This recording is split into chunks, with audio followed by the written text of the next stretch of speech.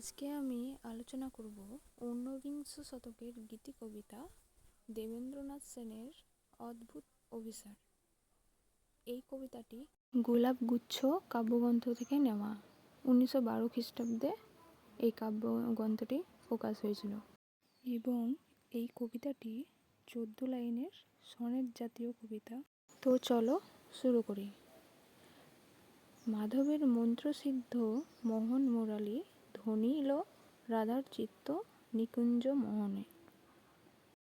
অর্থাৎ কৃষ্ণের মন্ত্রযুক্ত বাঁশির সুর শুনে রাধার মন নিকুঞ্জ মোহনে, যেখানে কৃষ্ণ আছে সেই বনে। তারপরে অমনি রাধার আত্মা দ্রুত গেল চলি শ্যামতীর্থে শ্যামাঙ্গিনী যমুনা সদনে।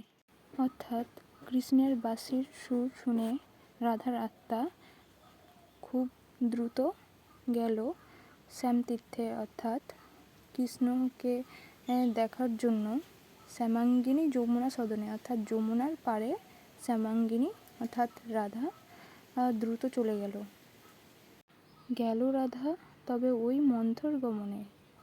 মঞ্জুল বকুল কুঞ্জে কে যায় গো চলি, অকুল দুকুল ম্লান কুন্তল কাচলি ঘুম যেন লেগে আছে নিঝুম লোচনে।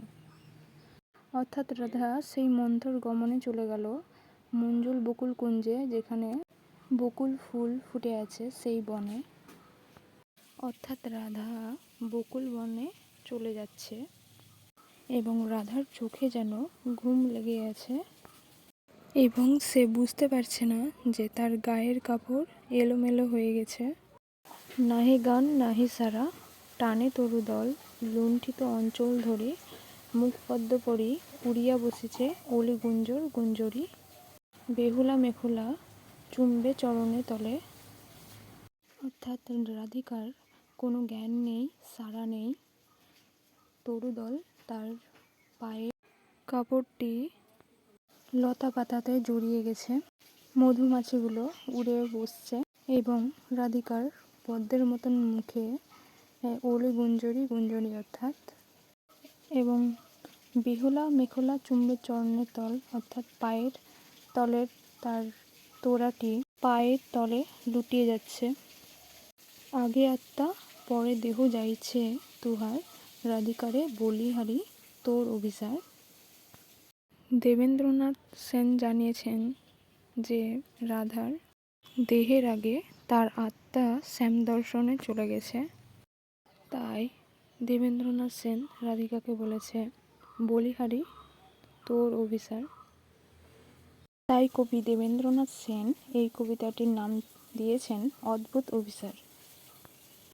তো তোমাদের এই ভিডিওটি কেমন লাগলো কমেন্টে জানাও এবং অবশ্যই সাবস্ক্রাইব করে দিও।